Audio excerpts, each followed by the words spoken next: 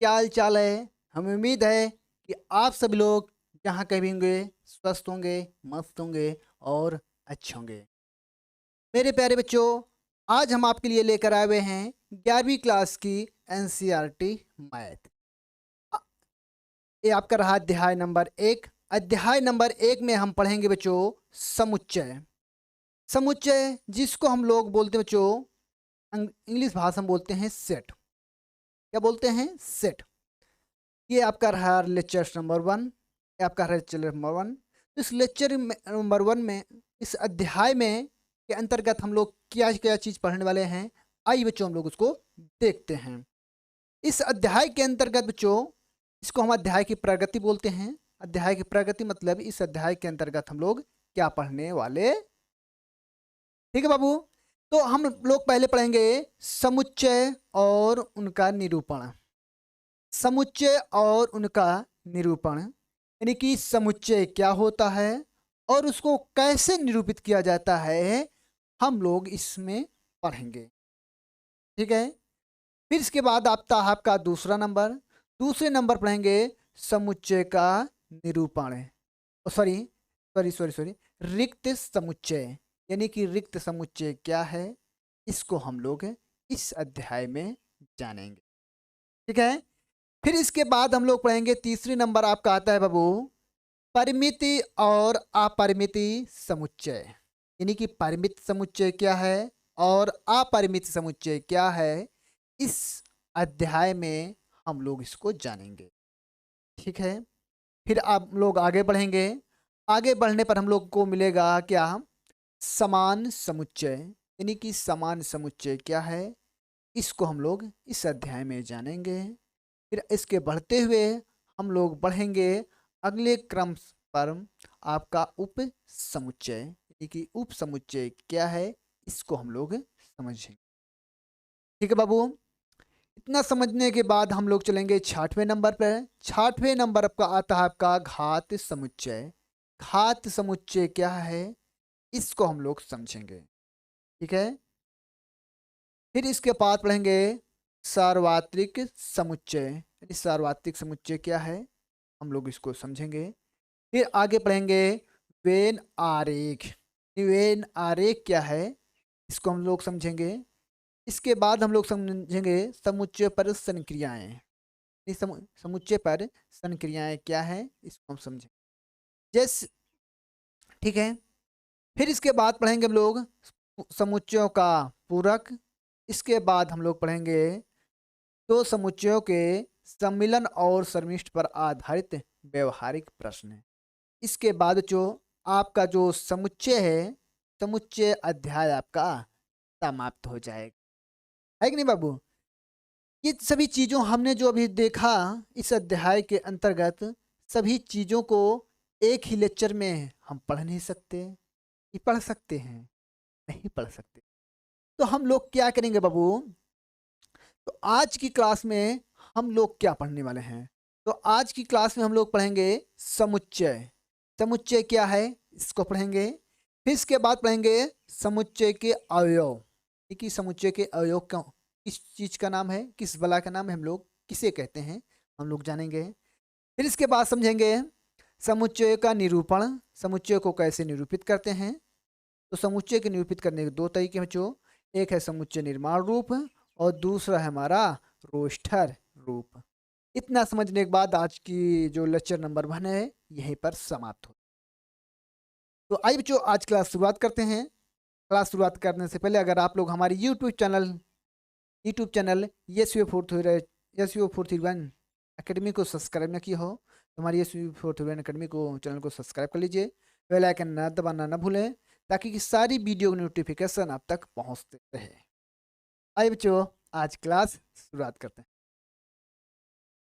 तो बच्चों हमने जैसे देखा कि समुच्चय, समुच्चय क्या है, समुच्चय क्या है, समुच्चय समुच्चय क्या है। देखिए बाबू, समुच्चय की इतनी छोटी और सिंपल सी परिभाषा दी गई है। ये है, इसको कोई भी बच्चा रट सकता है। लेकिन बाबू रटना अलग की बात है, समझना अलग की बात है। अगर रटते रहोगे तो आपको कुछ ही दिन याद रहेगा, उसके बाद भूल। अगर समझ के रहोगे तो हमेशा के लिए आपको याद ही रहेगा, है कि नहीं? तो आइए बाबू, हम लोग चलते हैं समुच्चय की परिभाषा पर। तो जो समुच्चय क्या है?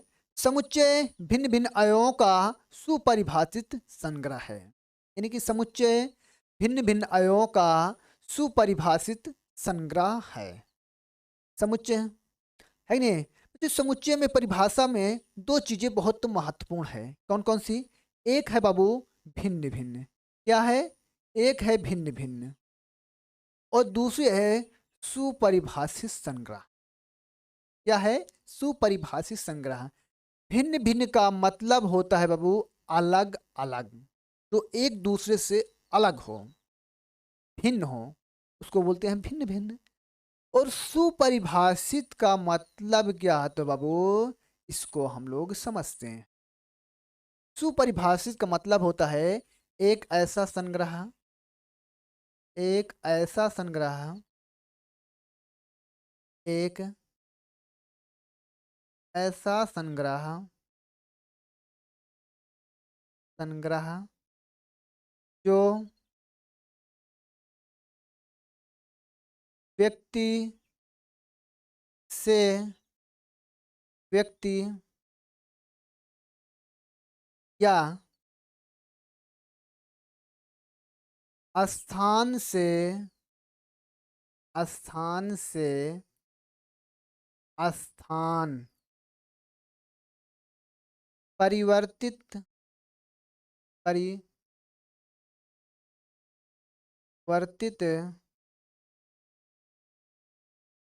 परिवर्तित करने पर भी करने पर भी नहीं बदले, नहीं बदले, सुपरिभाषित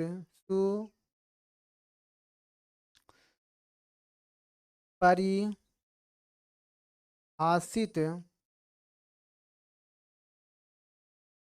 सुपरिभाषित संग्रह कहलाता है। सुपरिभाषित संग्रह कहलाता है। देखिए बाबू, एक ऐसा संग्रह जो व्यक्ति से व्यक्ति या स्थान से स्थान परिवर्तित करने पर भी नहीं बदले, सुपरिभाषित संग्रह कहलाता। अब सुपरिभाषित संग्रह को बाबू आइए हम एक उदाहरण के द्वारा समझते हैं और आगे चलते हैं। सुपरिभाषित का मतलब क्या होता है बाबू, इसको हम लोग समझते हैं। उदाहरण, उदाहरण ठीक है। नंबर एक, विश्व के विश्व के सर्वश्रेष्ठ सर्व विश्व के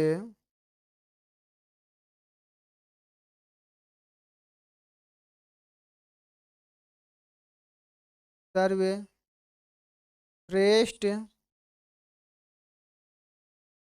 तीन क्रिकेटर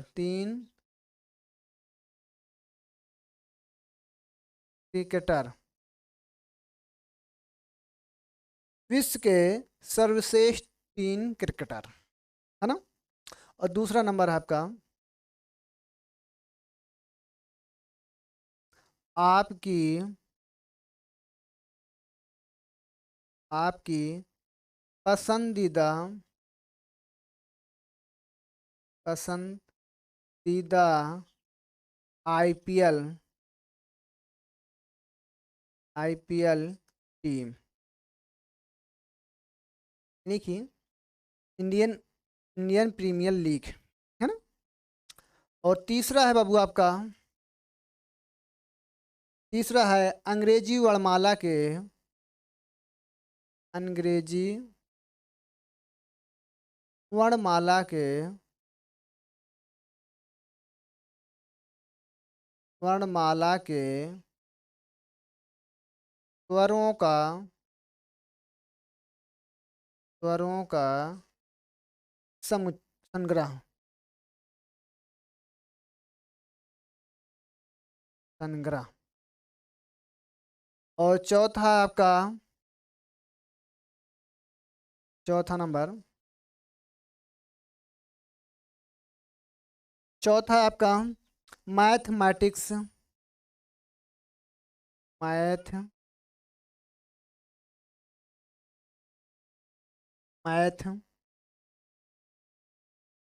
मैथमेटिक्स,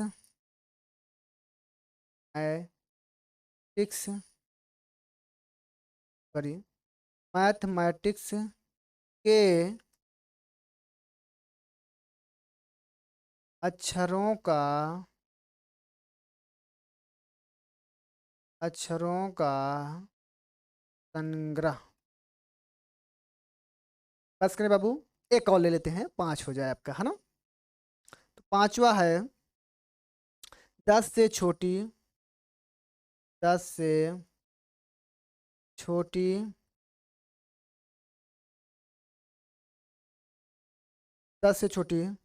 प्राकृतिक संख्याओं का संग्रह। 10 से छोटी प्राकृत संख्याओं का संग्रह, है ना। ये हो गया। ये हमने पांच उदाहरण लिए हैं। कितने उदाहरण लिए? 5 उदाहरण लिए हैं। इन पांचों उदाहरण में आपका सुपरिभाषित का मतलब भी समझ में आ जाएगा और समुच्चय का मतलब भी समझ में आ जाएगा कि कौन सा समुच्चय है और कौन सा समुच्चय नहीं है। तो पहला हम उदाहरण लेते हैं। क्या है पहला उदाहरण? है विश्व के सर्वश्रेष्ठ 3 क्रिकेटर, यानी दुनिया भर के आपको 3 बेस्ट क्रिकेटर का नाम बताना है जो आपको पसंद है। ठीक है, मैंने आपसे पूछा, आप बताओ बाबू कि विश्व के 3 सर्वश्रेष्ठ क्रिकेटर का नाम बताओ। आपने बताया, क्या बताया? आपको मान लेते हैं विराट कोहली, रोहित शर्मा और रोके रावल पसंद है। अच्छा, और आपके मित्र को बाबू, आपके मित्र को विराट कोहली, रोहित शर्मा और धोनी पसंद है। ओ माय गॉड, क्रिकेटर के देवता को तो भूल ही गए आप। रोहित शर्मा, धोनी, सौरभ गंगोली और सचिन तेंदुलकर पसंद है। अब देखो बाबू, जितने प्रकार के लोग हैं उतनी प्रकार के चॉइस भी है कि नहीं है? जितने प्रकार के लोग उतने प्रकार के चॉइस। यदि सभी, हर व्यक्ति से व्यक्ति में बदल रहा हूं तो क्या हो रहा है? बदल रहा है। ये बाबू समुच्चय नहीं है। सॉरी सॉरी, ये संग्रह नहीं है। ये संग्रह नहीं है तो समुच्चय भी नहीं है कि नहीं है? अब आते हैं हम लोग दूसरे नंबर के उदाहरण पर। तो दूसरे नंबर का उदाहरण क्या बाबू? आपकी पसंदीदा आईपीएल टीम, आपकी पसंदीदा आईपीएल टीम। मानते बाबू आपको पसंद है, आपके मित्र को सीएसके पसंद है, सीएसके, चाइनीज सुपर किंग पसंद है। और आपके मामा के लड़के को आरसीबी पसंद है, आरसीबी पसंद है, रॉयल चैलेंजर्स बैंगलोर पसंद है। और आपको एमआई पसंद है, मुंबई इंडिया पसंद है नहीं है? यानी कि आपके मित्र को पसंद है सीएसके, चाइनीज सुपर किंग पसंद है। और आपके मित्र को आरसीबी पसंद है, रॉयल चैलेंजर्स बैंगलोर पसंद है। और आपको एमआई पसंद है, मुंबई इंडिया पसंद है। यानी यहाँ पर भी बाबू जितने प्रकार के लोग हैं उतनी प्रकार के चॉइसें हैं। यहाँ पर संग्रह क्या है? सुपरिभाषित नहीं है। सुपरिभाषित नहीं है तो ये समुच्चय भी नहीं है कि नहीं है? अब हम लोग चलते हैं बच्चों उदाहरण नंबर 3 पर। तो उदाहरण नंबर 3 क्या है? अंग्रेजी वर्णमाला के स्वरों का समुच्चय। क्या है? अंग्रेजी वर्णमाला के स्वरों का समुच्चय। तो अंग्रेजी वर्णमाला में कौन कौन से स्वर होते हैं? आपने अपने पापा से पूछा और आपके पापा काफ़ी दिन हो गए उनको छोड़े हुए, पढ़ाई छोड़े हुए काफ़ी दिन हो गया, भले वो पढ़े लिखे थे हैं, काफ़ी दिन हो गया उनको छोड़े हुए। तो उन्होंने बताया कि अंग्रेजी वर्णमाला में होता है A B A I O you. तो आप क्या बताया उन्होंने? क्या बताया? उन्होंने बताया कि ए ई आई ओ यू। लेकिन आपने लगा कि पापा को काफ़ी दिन हो गया छोड़े हुए, पढ़ाई लिखाई, मालूम नहीं सही बता रहे हैं कि गलत बता रहे हैं। तो आपने फ़ोन उठाया, तुरंत फ़ोन उठाया और फ़ोन उठाकर अपने मामा के लड़के के पास फ़ोन, हेलो भैया जी, आप ये बताइए अंग्रेजी वर्णमाला के स्वर कौन कौन से होते हैं? अच्छा, तो उन्होंने बताया ए ई आई ओ यू। अच्छा, वो भी लड़का बहुत घुमक्कड़ था, आपके मामा का लड़का भी बहुत घुमक्कड़ था। अच्छा, उस पर भी विश्वास नहीं था। आपने तुरंत कॉल लगाई अमेरिका, उन्होंने लगाया और अमेरिका में आपके मौसी का लड़का था और वो लड़का पढ़ने में तेज तर्राट था। भाई अमेरिका में है तो तेज तर्राट होगा ही। तो आपने फ़ोन लगाया, उससे पूछा, क्या पूछा? भैया जी अंग्रेजी वर्णमाला में कौन कौन से स्वर होते हैं? तो उन्होंने बताया ए ई आई ओ यू। तब आपको विश्वास हो गया बाबू कि अंग्रेजी वर्णमाला के स्वरों का संग्रह जो होता है ए ई आई ओ यू होता है। देखो, आपके पापा ने बताया, हमको नहीं मालूम था लेकिन देखते हैं याद था, मुझे सही बता रहे हैं कि नहीं सही बता रहे हैं, मुझे यकीन नहीं था अपने ऊपर। तो मैंने पापा से पूछा, पापा से पूछा, पापा ने भी वही जवाब दिया। पापा काफ़ी दिन हो गए उनको पढ़ाई छोड़े, नहीं विश्वास, तो मामा के लड़के के पास फ़ोन किया, तो भी साला घुमक्कड़ था, उस पर भी विश्वास नहीं। मौसी के लड़के के पास फ़ोन किया, अमेरिका यानी स्थान बदल दिया, व्यक्ति भी। तो फिर क्या हुआ? उन्होंने बताया, तब मुझे विश्वास हुआ। मैंने व्यक्ति से पूछा, मैंने खुद व्यक्ति टू व्यक्ति बदल दिया, पापा से पूछ लिया तभी वह आंसर, मामा से लड़के से पूछ लिया तभी आंसर, अमेरिका भी फोन लग गया, स्थान भी बदल दिया तभी वही आंसर। इस सभी का आंसर जहाँ कहीं भी समान होगा बाबू, वो सुपरिभाषित तो होगा। अगर वो सुपरिभाषित है तो संग्रह भी है। ये बाबू मेरा सुपरिभाषित है, सुपरिभाषित है, ये मेरा संग्रह है, ये मेरा समुच्चय है। ठीक है, कोई दिक्कत? यानी कहने का मतलब ये बाबू, अगर सभी का जवाब 60 में समझे तो अगर सभी का जवाब एक ही होगा तो सुपरिभाषित है, अगर सभी का जवाब अलग अलग होगा तो सुपरिभाषित नहीं है। सुपरिभाषित नहीं है तो समुच्चय नहीं है, सुपरिभाषित है तो समुच्चय है। क्लियर हो गया? अब आगे हम लोग चलते हैं मैथमेटिक्स के अक्षरों का संग्रह। तो मैथमेटिक्स में कौन कौन से अक्षर आते हैं? ये मंझला ब्रैकेट है बाबू। मैथमेटिक्स में कौन कौन से अक्षर होते हैं? एम है और ए है और टी है और एच है और ई है। फिर एम आ गया, एम रिपीट हो रहा है, फिर ए है, फिर टी है, फिर आई है, फिर सी है, फिर एस है। अगर सभी से आप लोगों ने पूछा, ये भी इसका भी जवाब क्या है? एक ही होगा। जहां कहीं सभी का जवाब एक होगा तो बाबू समुच्चय सुपरिभाषित होगा, सुपरिभाषित होगा, ये समुच्चय होगा। ठीक है, ये भी समुच्चय। अब चलते हैं आखिरी लास्ट नंबर उदाहरण पर, 5वें नंबर पर। तो 5वां नंबर है क्या? 10 से छोटी प्राकृत संख्याओं का संग्रह। अब 10 से छोटी हमारी प्राकृत संख्याएं कौन कौन सी होती हैं? कौन कौन सी होती हैं, तो इसको देख लेते हैं। 10 से छोटी कौन होती है? 1 होती है, 2 है, 3 है, 4 है, 5 है, 6 है, 7 है, 8 है, 9 है। है ना। ये हमारी 10 से छोटी प्राकृत संख्याएं हैं। आपने अपने मित्र से पूछो कि 10 से छोटी प्राकृत संख्याएं क्या हैं, उसका जवाब क्या होगा? 1, 2, 3, 4, 5, 6, 7, 8, 9। आपने अपने मित्र के मित्र से पूछा, तब भी उसका जवाब यही था। यहाँ बाबू सभी का जवाब एक ही है, ये सुपरिभाषित है, ये सुपरिभाषित है, ये समुच्चय है कि नहीं बाबू? अब आप, हमें उम्मीद है कि अब आप लोगों के समझ में आ गया होगा। अब हम लोग आगे चलते हैं बाबू, पढ़ते हैं समुच्चय के अवयव, यानी कि समुच्चय के अवयव क्या है, इसको हम लोग समझेंगे। किसी समुच्चय में किसी किसी समुच्चय में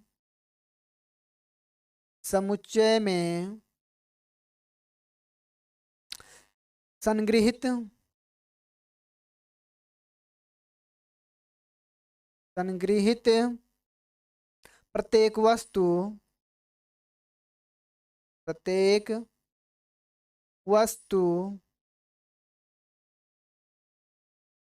वस्तु समुच्चय के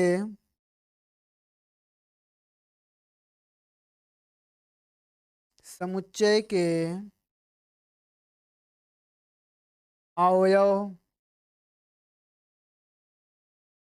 कहलाते हैं।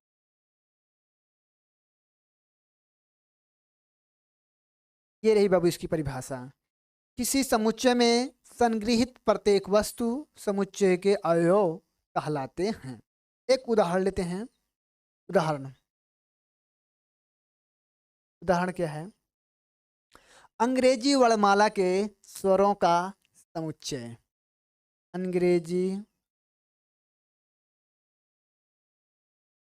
अंग्रेजी वर्णमाला के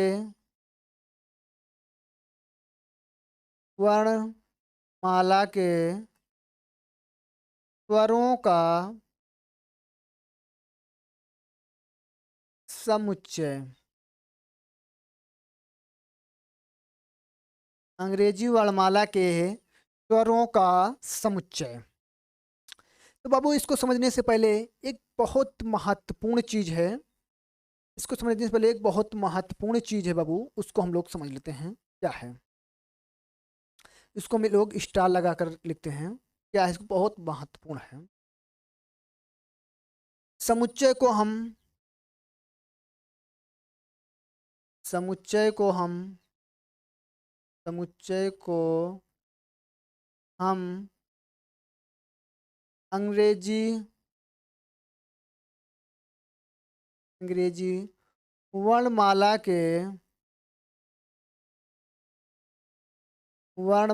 के बड़े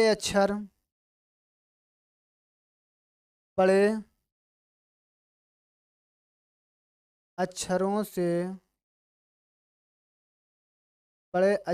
से निरूपित करते हैं।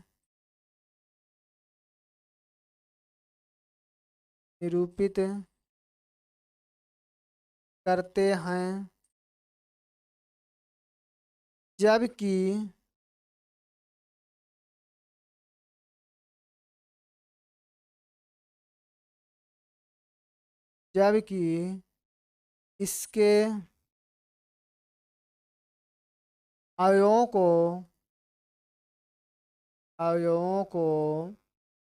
अंग्रेजी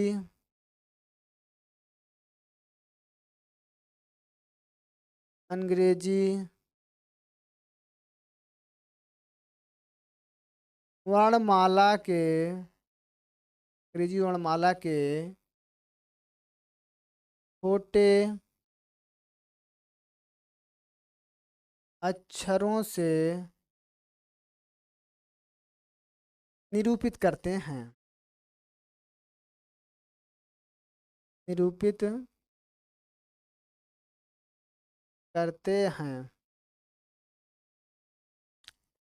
है ना। क्या देखो बच्चों, समुच्चय को हम अंग्रेजी वर्णमाला के बड़े अक्षरों से निरूपित करते हैं, जबकि इसके अवयवों को अंग्रेजी वर्णमाला के छोटे अक्षरों से निरूपित करते हैं। तो ये रहा मेरा समुच्चय बाबू। तो समुच्चय है तो इसको हम बड़े अक्षर से निरूपित करेंगे, एक ले लेते समुच्चय ए, इसको हमने निरूपित कर दिया। और इसके अवयव जो है बाबू, इसके हम अंग्रेजी वर्णमाला के छोटे अक्षर लेंगे। क्या है छोटे अक्षर? जैसे A B, sorry sorry sorry,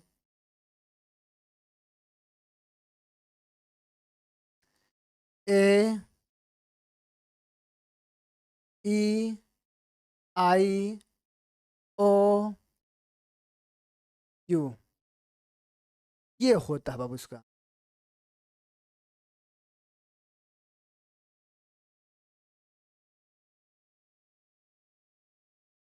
क्या होता है? ए ई आई ओ यू होता है। ठीक है, अब समुच्चय को, आगे चलते हैं। समुच्चय में किसी अवयव को निरूपित करने के लिए, समुच्चय में किसी अवयव को निरूपित करने के लिए, समुच्चय में किसी अवयव को उपस्थिति को दर्शाने के लिए यूनानी प्रतीक इसका प्रयोग किया जाता है। इसका मतलब होता है अवयव है, इसका मतलब होता है अवयव है। अगर किसी समुच्चय में किसी अवयव की अनुपस्थिति को दर्शाने के लिए यूनानी प्रतीक नाट का प्रयोग किया जाता है। इसका मतलब है अवयव नहीं। ठीक है, अब देखो यहाँ पर, जैसे इसका मत यहाँ देखो,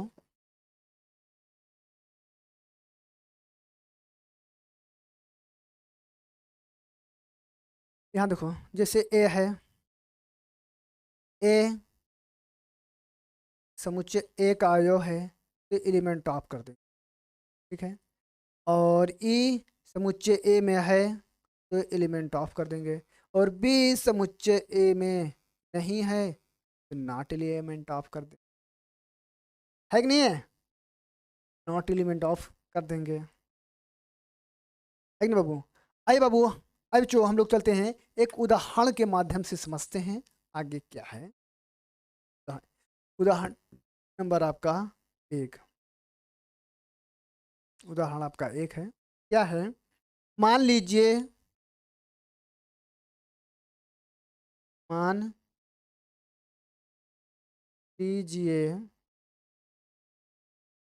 ए बराबर आपका है 1 2 3 4 5 6 रिक्त स्थानों में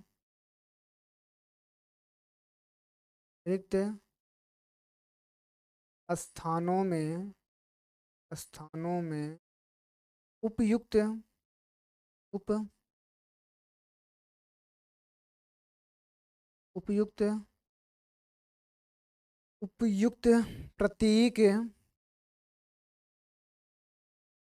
एलिमेंट ऑफ या नॉट एलिमेंट ऑफ, और ये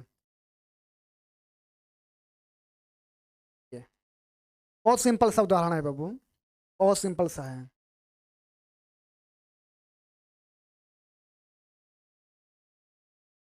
ये 5 डॉट डॉट ए, दूसरा है और 8 डॉट डॉट ए, तीसरा है आपका 0 डॉट डॉट ए, चौथा है आपका 4 डॉट डॉट ए। बस, अब देखो क्या 5 समुच्चय ए में है? देखो 5 यहाँ पर है तो इसको हम ऐसे भर देंगे element of A. 5 element of A का मतलब हुआ 5 जो है समुच्चय में है कि नहीं है? अब देखो 8 जो है समुच्चय ए में है कि नहीं है? नहीं है तो इस पर देंगे नॉट एलिमेंट। ठीक नहीं है? समझ में आ रहा है? चले आगे। देखो जीरो यहाँ पर है, क्या जीरो ए में है? नहीं है, कर देंगे नॉट एलिमेंट। अब चार देखो है तो कर देंगे एलिमेंट। समझ में आया बाबू? आया कि नहीं आया? चलें, आइए हम लोग चलते हैं आगे, देखते हैं हम। आगे है समुच्चय का निरूपण। समुच्चय का निरूपण, समुच्चय को किस प्रकार से निरूपित किया जाता है? बच्चों समुच्चय को निरूपित करने के दो तरीके हैं। पहला है समुच्चय निर्माण रूप, पहला है समुच्चय निर्माण रूप, दूसरा है तालिका रूप। तालिका रूप जिसे सूची रूप, सूची रूप, और जिसे रोस्टर रूप भी कहते हैं, और भी रोस्टर रूप भी कहते हैं। क्या कहते हैं? रोस्टर रूप भी कहते हैं, रोस्टर रूप भी कहते हैं। तो आइए बाबू इन दोनों चीजों को समझते हुए आगे चलते हैं क्या होता है। हम लोग पहले पढ़ेंगे समुच्चय निर्माण रूप। समुच्चय, समुच्चय निर्माण रूप, निर्माण है ना? तो पहले हम जानेंगे समुच्चय निर्माण रूप।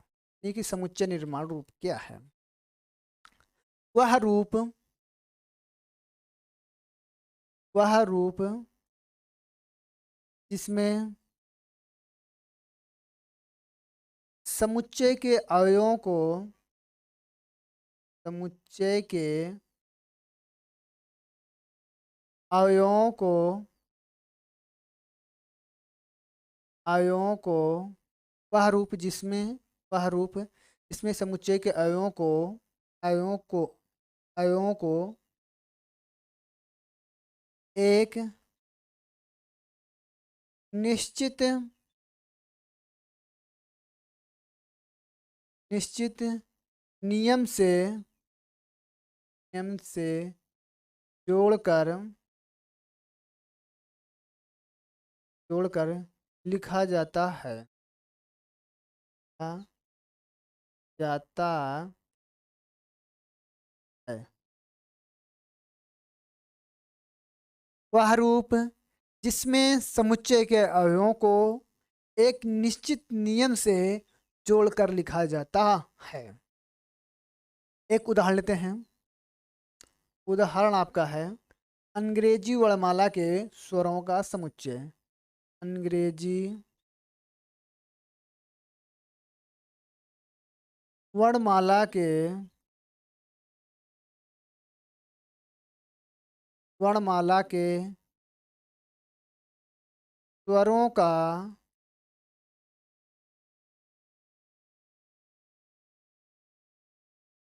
समुच्चय। बैठिए बाबू, बैठा आता है। जैसा कि कुछ बच्चे बोल रहे हैं कि बार बार इसी को क्यों लिया जा रहा है? बाबू इसलिए बार बार ले रहे हैं क्योंकि आपको नई नई चीज़ें रटने न पड़े, आपको समझ में आ जाए, इसीलिए कि मैं बार बार इसी को उदाहरण में ले रहा हूँ। मान लेते हैं एक समुच्चय है ए, ठीक है। अब A equal X colon X, X मतलब एक्स कोलन, जो बिंदी लगी है इसको कोल बोलते हैं एक्स। इस एक्स का मतलब है संख्या, इसका मतलब होता है कोलन, मतलब इस प्रकार एक्स कोलन एक्स, एक एक्स कोलन एक्स अंग्रेजी वर्णमाला का एक स्वर है। एक्स कोलन एक्स अंग्रेजी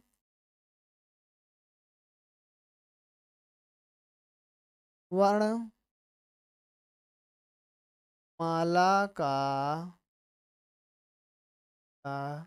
एक स्वर है, एक स्वर, ठीक है। ये रहा आपका समुच्चय निर्माण रूप। अब हम लोग चलते हैं रोस्टर रूप। आगे हम पढ़ेंगे बच्चों रोस्टर रूप क्या है। समझ में आई बात नहीं है बच्चों? समझ में आ गई? आगे चले रोस्टर रूप को। अब पढ़ेंगे रोस्टर रूप। रोस्टर रूप, रोस्टर रूप, रोस्टर रूप। अब रोस्टर रूप क्या होता है बाबू, इसको हम लोग इसमें समझेंगे और आगे चलेंगे क्या होता है। वह रूप, वह रूप जिसमें समुच्चय के, समुच्चय, समुच्चय के, समुच्चय के अवयवों को, अवयवों को, अवयवों को कामा से, कामा ये होता है आपका बाबू कामा, ठीक है, कामा से पृथक करके, पृथक, पृथक करके, कामा से पृथक करके मंझले, मंझले कोष्ठक, मंझले कोष्ठक के अंदर के, मंझले कोष्ठक, मंझले कोष्ठक बना दो बाबू। मंझला कोष्ठक, मंझला कोष्ठक क्या होता है, ये आपका होता है, इसे व्यक्त कर दो। मंझले कोष्ठक के अंदर लिखा जाता है, लिखा जाता है ना। क्या इसकी परिभाषा, वह रूप जिसमें समुच्चय के अवयवों को कामा से पृथक करके मंझले कोष्ठक के अंदर लिखा जाता है, लिखा जाता है, समुच्चय सॉरी रोस्टर रूप कहलाता है। फिर से वही उदाहरण बाबू, उसी उदाहरण को ले लेते हैं। कौन सा उदाहरण, ए इक्वल अंग्रेजी वर्णमाला के स्वरों का समुच्चय, अंग्रेजी वर्णमाला के, माला के स्वरों का समुच्चय, है ना।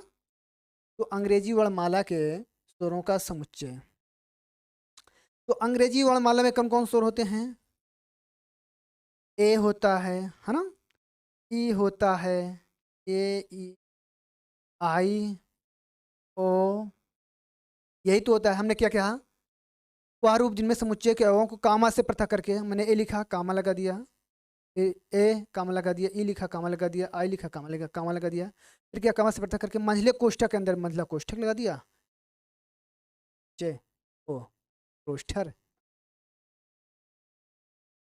ठीक है बाबू, कोई दिक्कत नहीं है, कोई दिक्कत है नहीं है। आई बच्चों कोई दिक्कत है नहीं है। आई बच्चों हम थोड़ा सा इसको नोट्स लगाकर, नोट्स लगाकर हम लोग इसको थोड़ा सा लिख लेते हैं। नोट्स में लगाकर क्या लिखता है, नोट्स लगाकर हम लिख लेते हैं। यहाँ डालेंगे नोट, महत्वपूर्ण चीज़ें बहुत है, बहुत महत्वपूर्ण। यहाँ डालेंगे नोट, नोट में क्या लिखेंगे, यदि किसी समुच्चय में, नंबर एक नोट में डालेंगे, यदि, यदि, यदि, यदि किसी समुच्चय में, समुच्चय में अवयव, अवयवों, अवयवों की संख्या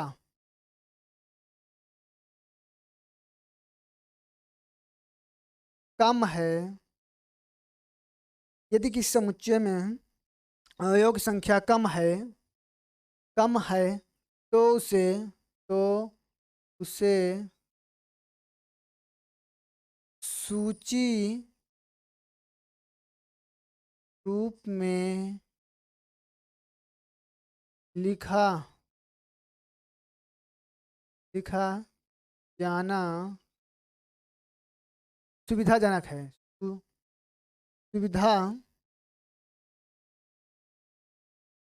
सुविधा जनक है। ठीक है।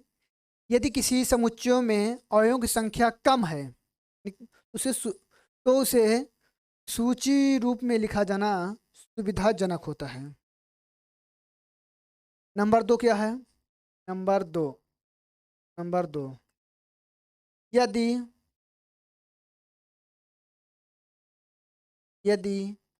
किसी समुच्चय में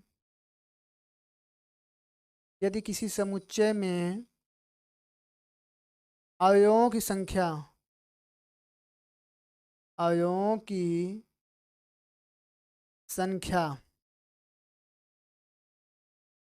अधिक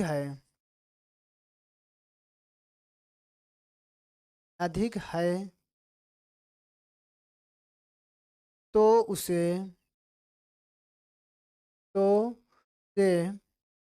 समुच्चय निर्माण रूप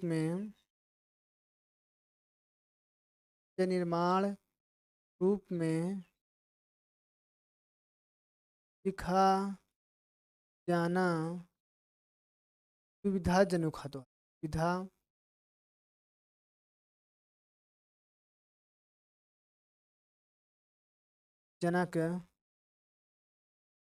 होता है। ठीक है। कहने का मतलब यह बच्चों, अगर किसी समुच्चय में अवयवों की संख्या कम है उसे सूची रूप विधि जो लिखा जाना सुविधाजनक है। यदि किसी समुच्चय में अवयवों की संख्या अधिक है तो उसे समुच्चय निर्माण रूप में लिखा जाना सुविधाजनक होता है। अब रहा लास्ट तीसरा नंबर, क्या है? बहुत महत्वपूर्ण चीजें बाबू, ये बहुत महत्वपूर्ण। किसी समुच्चय में अवयवों के लिखने का क्रम महत्व नहीं होता। किसी समुच्चय में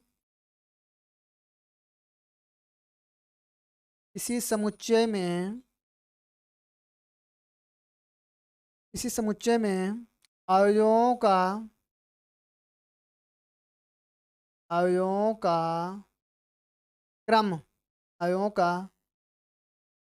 क्रम का लिखना